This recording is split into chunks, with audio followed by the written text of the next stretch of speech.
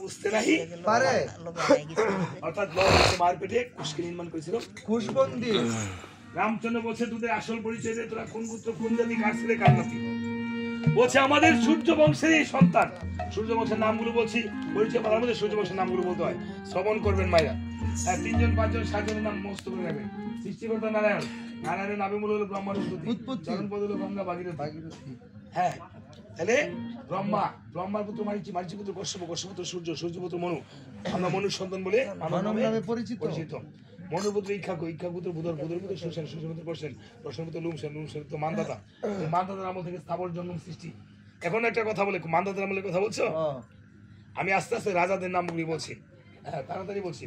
মানদাতার পুত্র পুষ্ট, পুষ্টের পুত্র বন্ধুতা, বন্ধুর পুত্র ইরা, ইরা পুত্র আর্যপুত্র, আর্যপুত্র শতপুত্র, শতপুত্র বানব, বানপুত্র রেদ, রেদপুত্র কীর্তি, কীর্তিপুত্র অনন্য, অরণ্যপুত্র পৃথু, পৃথুপুত্র পাণ্ডু, পাণ্ডুপুত্র দণ্ডু, দণ্ডপুত্র হরিত, হরিতপুত্র হরিবিজ, হরিবিজপুত্র রাজা হরিশ্চন্দ্র, রাজা হরিশ্চন্দ্র বিরাস, বিরাসপুত্র মৃত্যুঞ্জয়, মৃত্যুঞ্জয় ভুবন্তু, ভুবন্তুপুত্র অশ্বমঞ্জু, অশ্বমঞ্জুপুত্র অংশমান, অংশমানের পুত্র দিলীপ, দিলীপপুত্র সাগর, সাগরের পুত্র শীঘ্র, শীঘ্র পুত্র গীতপথ, গীতপথের পুত্র অম্বরীশ, অম্বরীশপুত্র নহস, নহসপুত্র যজাতি, যজাতির পুত্র নাবাক, নাবাক, নাবাকের পুত্র রঘু, রঘুপুত্র অজ, অজপুত্র দশরথ, দশরথ পুত্র রাম লক্ষণ বল শত্রুঘ্ন, রামচন্দ্র পুত্রের নাম লবার কুশ, লবের নাম হচ্ছে লাহুর, কুশের নাম হচ্ছে কাশ্মীর।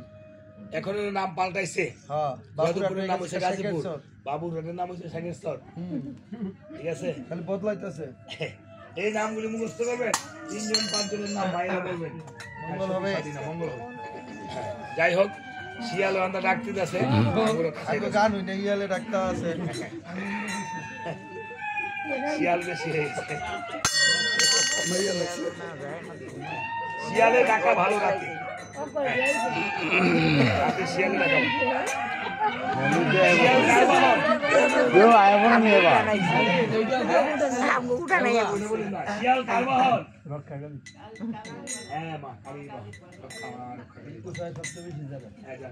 ঠিক আছে।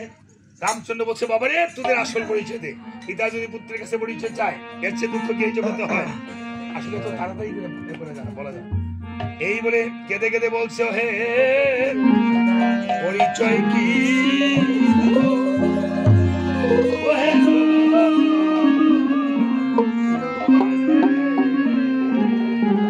পরিচয়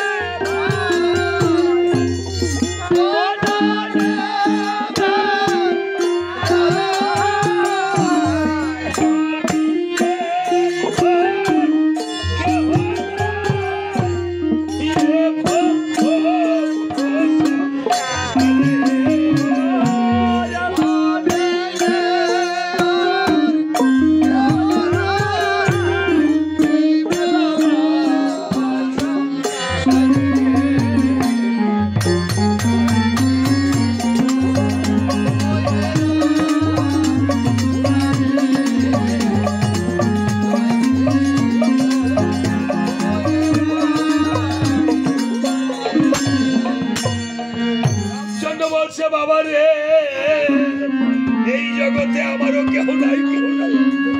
একবার আমার মুখের সামনে স্বামীর প্রাণ দিয়ে যায় ওরে বাসানো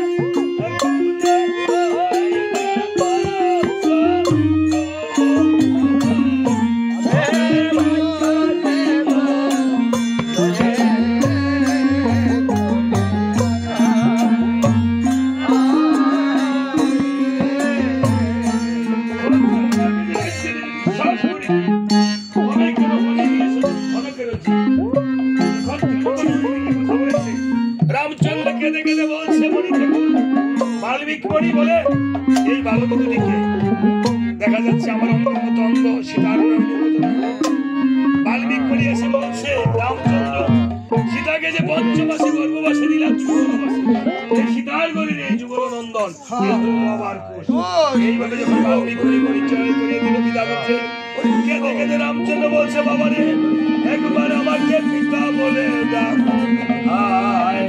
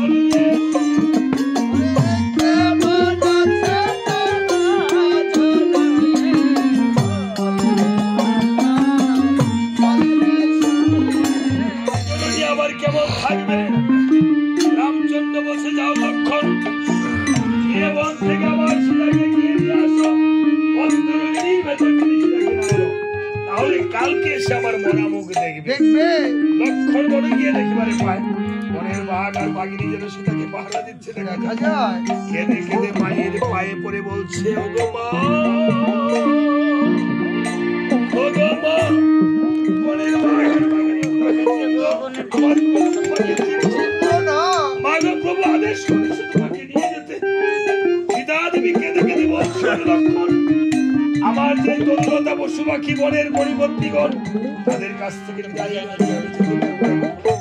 এই বলে সীতা দেবী বিদায় নিচ্ছে আমিও বিদায় নিয়ে যাবো এই কুশচন্দ্রতে একবার একা হয়ে এসেছিলাম একা হয়ে আর দেখা হতে পারে না হতে পারে ও গো এবারে বিদায়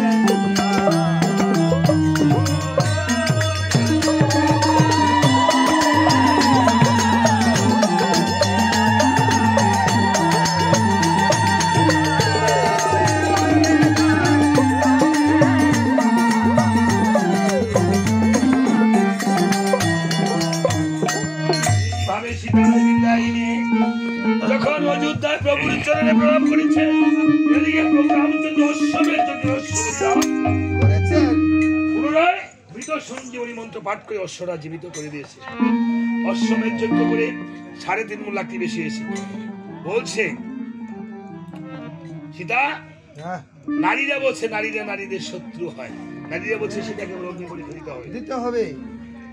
বলছে সীতা, এই 3.5 মণ লাকড়ি বেশি হয়েছে, এই 3.5 মণ লাকড়ি জ্বলতে থাকবে, তুমি অগ্নি পরীক্ষা দিবে। দিবে 3.5 মণ লাকড়ি জ্বলতেছে, সীতা দেবী অগ্নির ভিতর দিয়ে গিয়ে বসুমাতাকে বলছে, বসুমাতা তুমি দুবাগ হয়ে যাও, দুবাগ হয়ে যাও, আমি তোমার দিকে এসেছি, তোমার মধ্যে চলে যাব। সীতা দেবী পাতালে প্রবেশ করছে। প্রভু দেখছে, প্রভুকে ধরল সীতা দেবীর কেশ, সীতা দেবী করিলেন পাতালে প্রবেশ।